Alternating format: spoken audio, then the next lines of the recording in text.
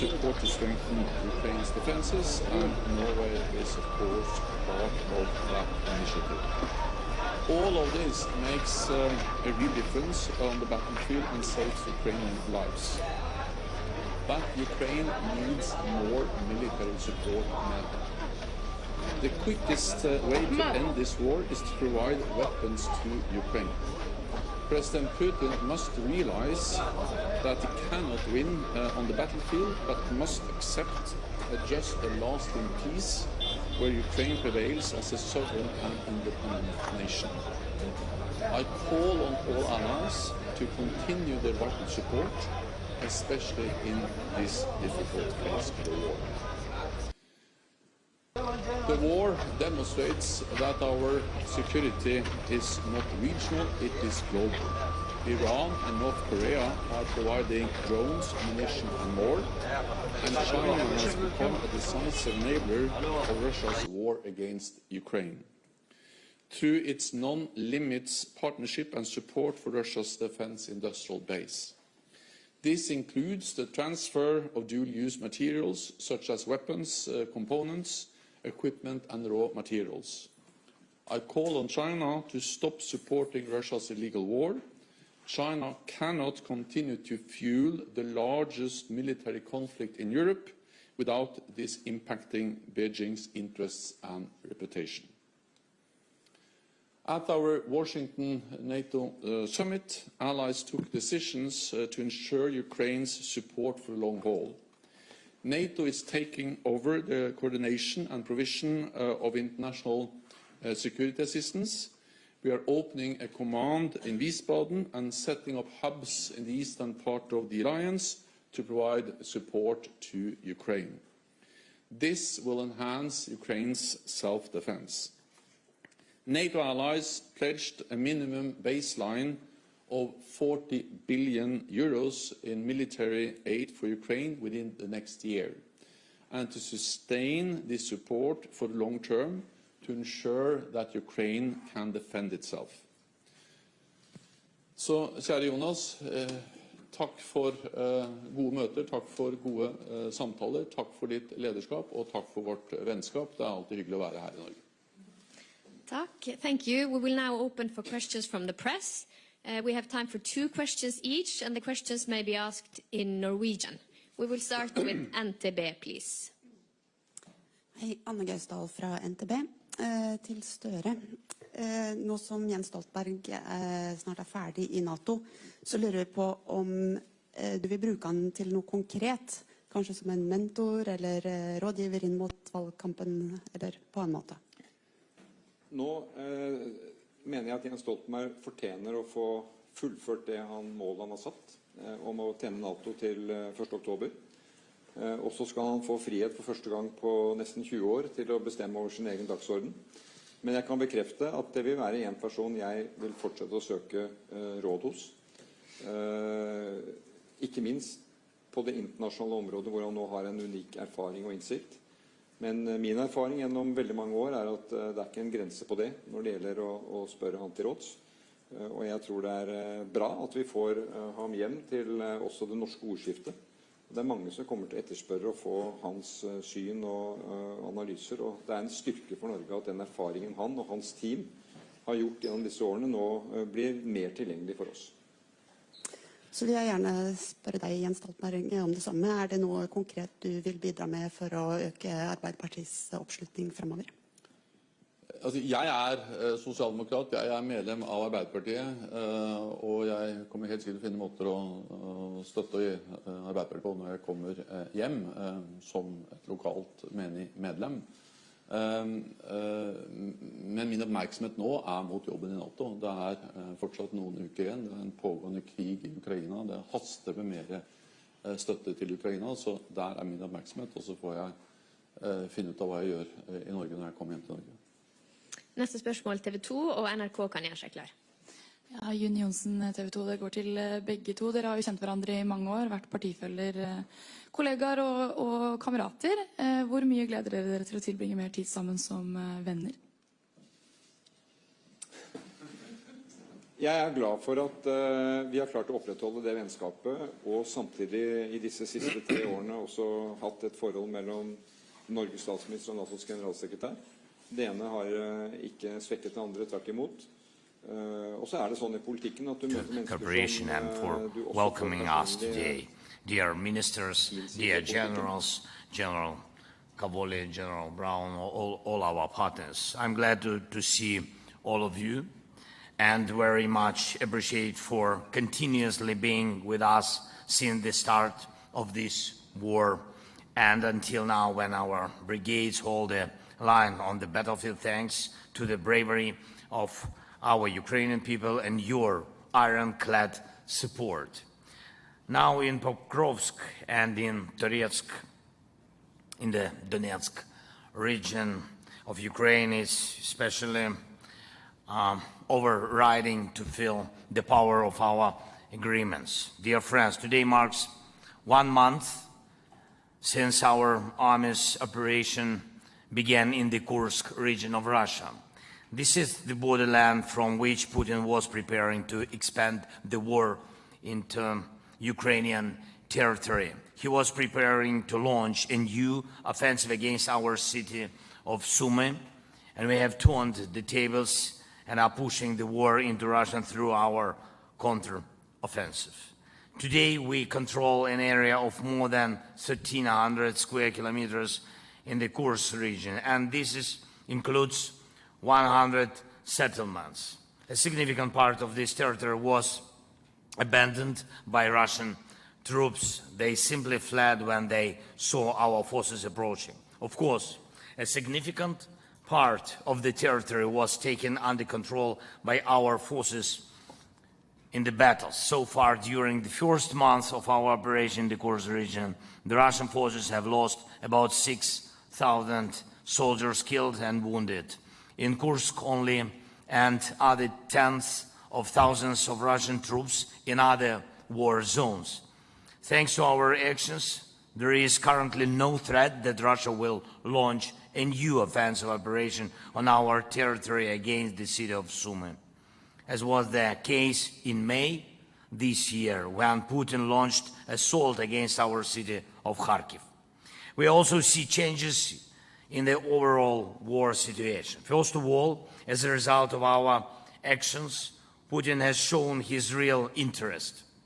And this should be obvious even to those who could still believe that Putin is at war to protect some of his people or some of his security interests.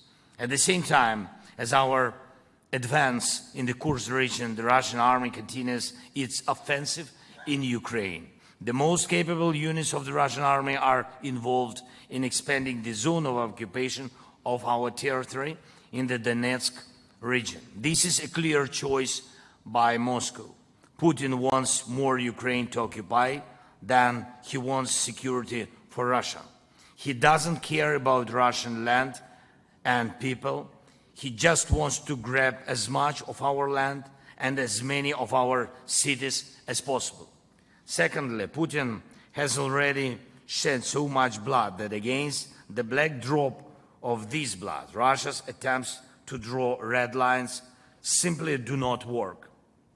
Instead, we need to keep our morale high for our joint values to rule the world and not the red lines soaked in blood. We have to sustain our spirit, stamina for the world to live by rules, to be governed by law, and to ensure security for all of us, for all nations. And every operation that contributes to this deserves your full support. And third, we do want to end this war. We want peace. We want to save our people, first of all, our country. And it is Putin who doesn't want peace and is obsessed with territorial conquests.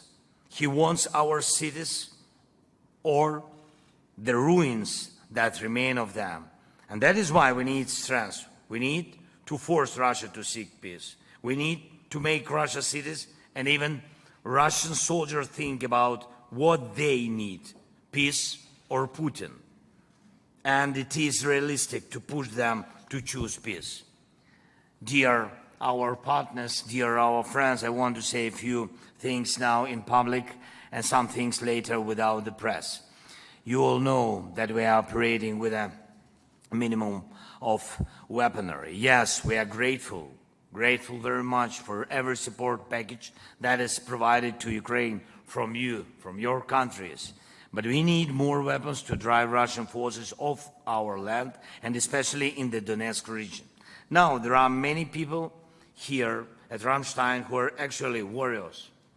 And each of you understands how important it is for a soldier to know that the front line is not only based on a soldier's loyalty to his country and his oath, but also on a sufficient supply of weapons. That is why it's important that every support package that is announced is promptly put to work on the battlefield without any delay. The fighting in the Donetsk region depends on this. If Putin does not have any achievements there, he will not have any achievements anywhere or in anything. Next, I'm grateful to all partners for the fact that the NATO summit in Washington was marked by decisive on air defense systems for Ukraine, and I will not speak openly now about the number of systems we have received. Thank you so much again. But the number of air defense systems that have not yet been delivered is significant. This is what was agreed upon, and this is what has not been fully implemented. The world has enough air defense systems to ensure that Russian terror does not have results. And I urge you to be more active in this work with us on air defense. And we have already started operating F-16s. Thank you for this support, Secretary, and to you partners. And they strike down missiles and drones. They are very efficient, but they are few, you know about it. And we need much stronger fleet of F-16s. And I have proposals that I will say when the press leaves. Third point, long-range capability. I'm glad that the United States, United Kingdom, France, Italy are represented here. Thank you so much. And I want to say this openly so that there is no speculation. Thanks to our joint courage, we have implemented very, very important operations, in particular in Crimea. These operations allowed us to return security to the Black Sea and our food export. Now we hear that your long-range policy has not changed, but we see changes in the attack on Storm Shadow and Scalps, a shortage of missiles and cooperation. And this applies even to our territory, which is occupied by Russia, including Crimea. We think it is wrong that there are such steps. We need to have this long-range capability not only on the occupied territory of Ukraine, but also on the Russian territory. Yes, so that Russia is motivated to seek peace. And one more thing I would like to say, investments, we are very ready to produce more of our own weapons right here in Ukraine. We are ready to work with you on joint production. This includes drones, missiles, and other weapons that have proven themselves in combat and can strengthen your men and women in the defense forces after this war. To achieve this, we need funding. We are ready to quickly produce everything that will help us bring this war to an end, namely by putting decisive pressure on Russia for real peace. Let's make this fall a time for Russian aggression to fall in a way that will end the war and restore a reliable international security order. We must do it. Again, thank you very much for all your support. Thank you so much for the invitation, Secretary. Slava Ukraini. Thank you. Thank you so much.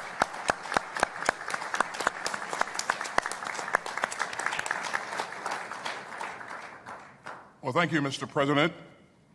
On behalf of everyone here, we hear your urgency and we share it.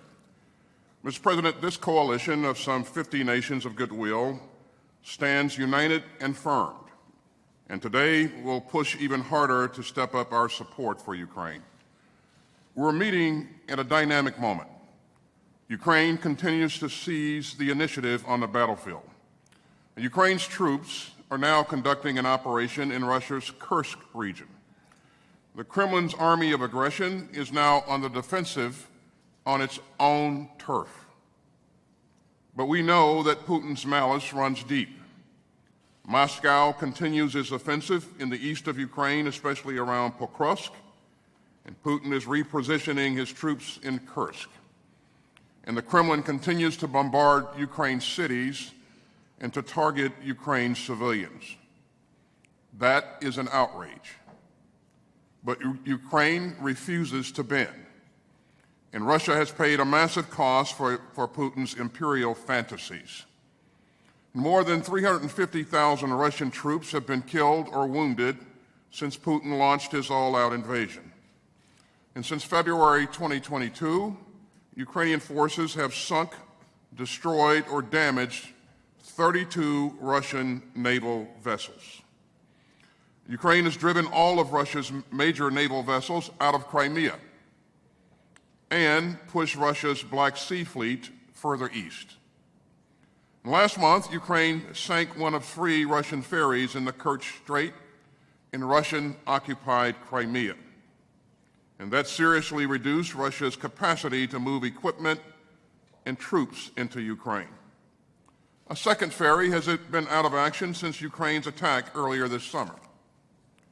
Additionally, Ukraine has destroyed 97 Russian combat aircraft since the start of Putin's full-scale invasion. And so over and over, Ukraine has stood up to Putin's aggression and atrocities. And this coalition has Ukraine's back. And let me highlight some of the major recent steps forward.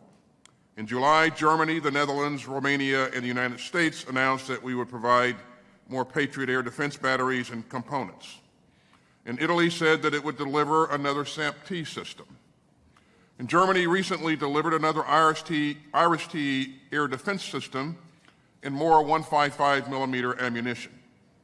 In Germany, the Netherlands, and Denmark have all provided more Leopard battle tanks.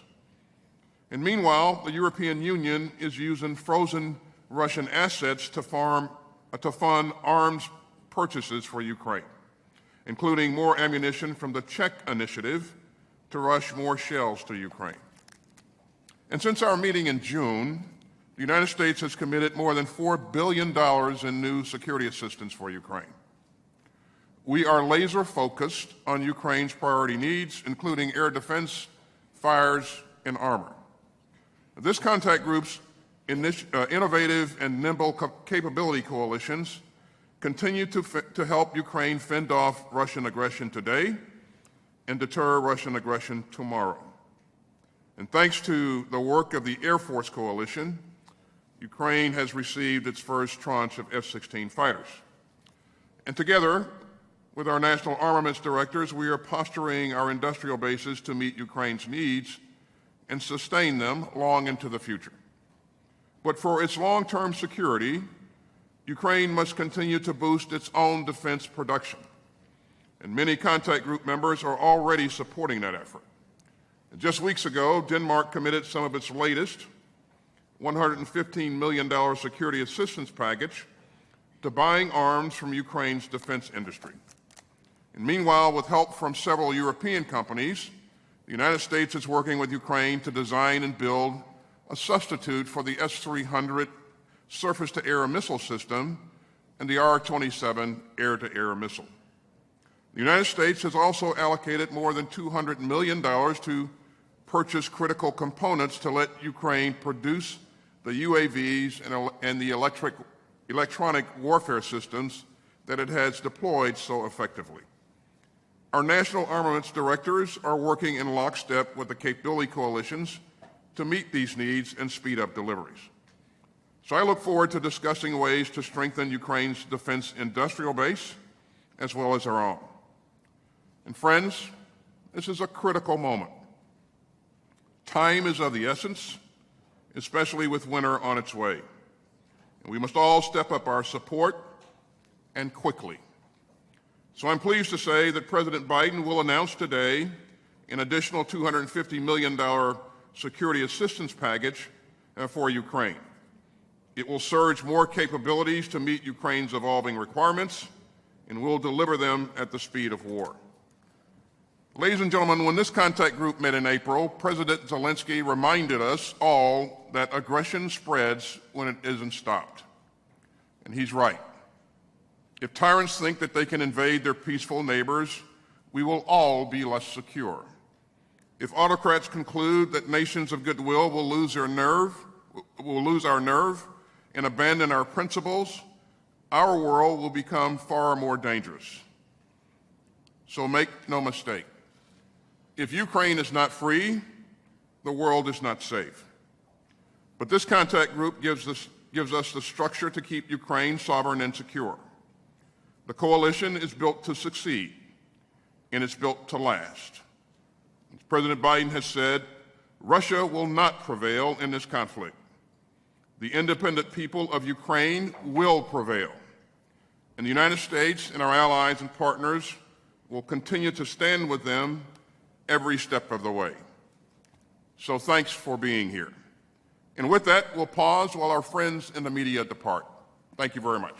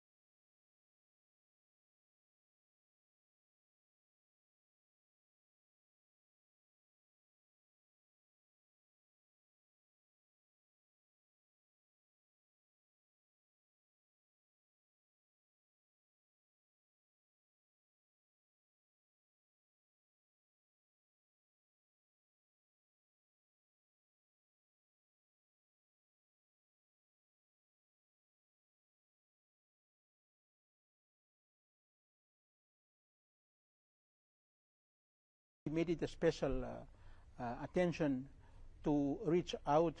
That's the biggest Muslim country in the world, and was able to communicate this under the themes that he had was on faith, with fraternity and compassion. And all these are important values, so to speak. When you have faith, you will be able to create brotherhood, sisterhood, one family, and be compassionate to each other more than being proud or trying to outdo one another. So the equality in God's eyes, that's what he's been very strong about in his leadership as the Holy Father. Okay, and these are some pictures we're now getting from how it was in Jakarta, where the Holy Father met with, of course, the Catholics in Indonesia. Catholics, by the way, Indonesia is a very populated country. It's got about 283 million people, and out of those, about 3%